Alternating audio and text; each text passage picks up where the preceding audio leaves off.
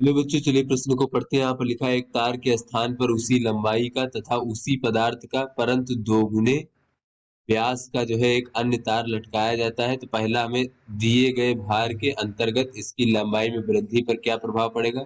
दूसरा ये है कि अधिकतम भार पर जो कि यह वहन करती है उस पर क्या प्रभाव पड़ेगा। ये दोनों बच्चों में बताना है। तो चलिए बच्चों, इस प्रश्न की मूल अवधारणा को हम देख लेते हैं। तो यहाँ पर बच्चों अगर हम देखें, कोई हमारा तार इस प्रकार से है बच्चों, जिसकी प्रारंभिक लंबाई कैपिटल एल है तथा अनुप्रस्थ काट का जो क्षेत्रफल है वो ए है बच्चों, इस प्रकार से। तो इसमें बच्चों जब हम F1 लगाते हैं तो यहाँ पर बच्चों इसकी लंबाई में भी जो वृद्धि है बच्चों उसको हम स्मॉल एल मान लेते हैं, इस प्रकार से। तो यहाँ पर क्या होगा बच्चों, हम देख लेते हैं कि इस पदार्थ का जो यंग प्रत्यास्था गुणांक होगा वो अनुदैर्ध्य प्रतिबल बटे अनुदैर्ध्य विकृति होगा बच्चों, इस प्रकार से। तो इसको हम लिख सकते हैं एफ एल भागे ए एल, इस प्रकार से। तो चलिए बच्चों अपने प्रश्न को हल करते हैं। तो यहाँ पर बच्चों पहला हमसे पूछा जा रहा है कि दिए गए भार के अंतर्गत उसकी लंबाई में वृद्धि पर क्या प्रभाव पड़ेगा। तो लंबाई में वृद्धि अगर स्मॉल एल बराबर देखें बच्चों तो ये क्या हो जाएगा इस सूत्र से। तो स्मॉल एल बराबर हो जाएगा एफ एल भागे ए वाई। तो यहाँ पर बच्चों कहा जा रहा है, यहाँ पर देख लेते हैं बच्चों, इसे कहा जा रहा है कि उसी लंबाई का है, यानी कि प्रारंभिक लंबाई समान है। फिर उसी पदार्थ का है, यानी कि बच्चों यंग प्रत्यास्था गुणांक का मान समान है, परंतु दो गुने व्यास का है बच्चों। तो एक अन्य तार लटकाया जाता है और दिए गए भार यानी कि एक निश्चित भार है, यानी एफ का मान भी बच्चों समान है। तो यहाँ से बच्चों अगर हम देखें तो लंबाई में वृद्धि एल जो है बच्चों वो केवल क्षेत्रफल पर निर्भर करेगी, और क्षेत्रफल के इस प्रकार से व्युत्क्रमानुपाती होगी बच्चों यहाँ पर, क्योंकि अन्य मान जो है वो नियत है।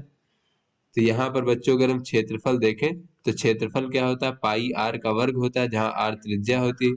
तो ये इस प्रकार से बच्चों ये आर के वर्ग के व्युत्क्रमानुपाती होगा लंबाई में वृद्धि। अब यहाँ पर बच्चों अगर दोगुना व्यास होगा बच्चों तो ये त्रिज्या भी दोगुनी होगी।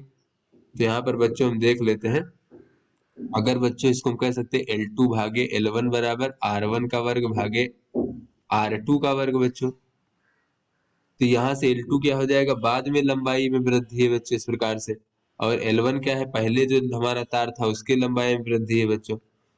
तो ये हो जाएगा हमारा R1 का मान अगर हम R मान लें और R2 का मान बच्चों 2R मान लें, क्योंकि दोगुना व्यास है तो त्रिज्या भी दोगुनी हो जाएगी।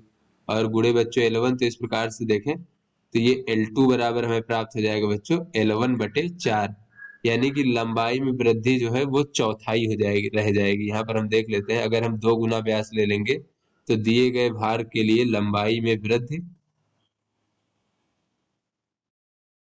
चौथाई होगी बच्चों, 1/4 होगी।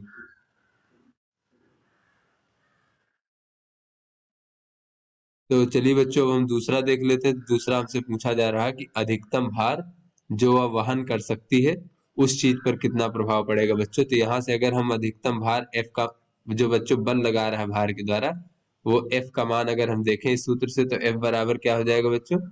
तो एफ बराबर हो जाएगा वाई ए एल भागे बच्चों कैपिटल एल। तो बच्चों ये पदार्थ हमारा समान है इसलिए वाई का मान समान होगा बच्चों। और ये बच्चों प्रारंभिक लंबाई समान है इस प्रकार से, क्योंकि उसी लंबाई का है।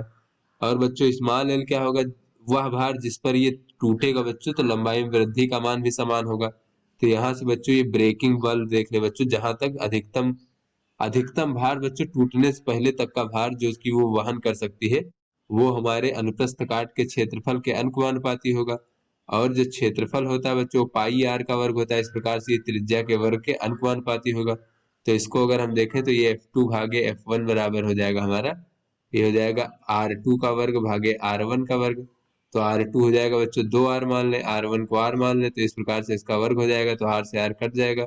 और यहाँ पर गुणे बच्चों कितना हो जाएगा, ये बच्चों हम देख लेते हैं यहाँ पर। तो ये हो जाएगा इस प्रकार से 4। तो यहाँ से अगर हम F2 बराबर देखें तो ये हो जाएगा हमारा 4 × F1, यानी कि अधिकतम भार जो वो सहन कर सकता है उसका मान 4 गुना हो जाएगा अगर हम उसका व्यास 2 गुना कर दें। तो अधिकतम भार जो वह वहन करती है उसका मान जो है बच्चों 4 गुना हो जाएगा।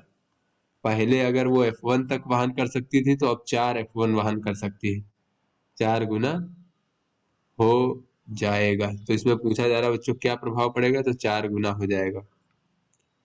तो आशा करते हैं बच्चों ये आपको समझ में आ गया होगा। धन्यवाद।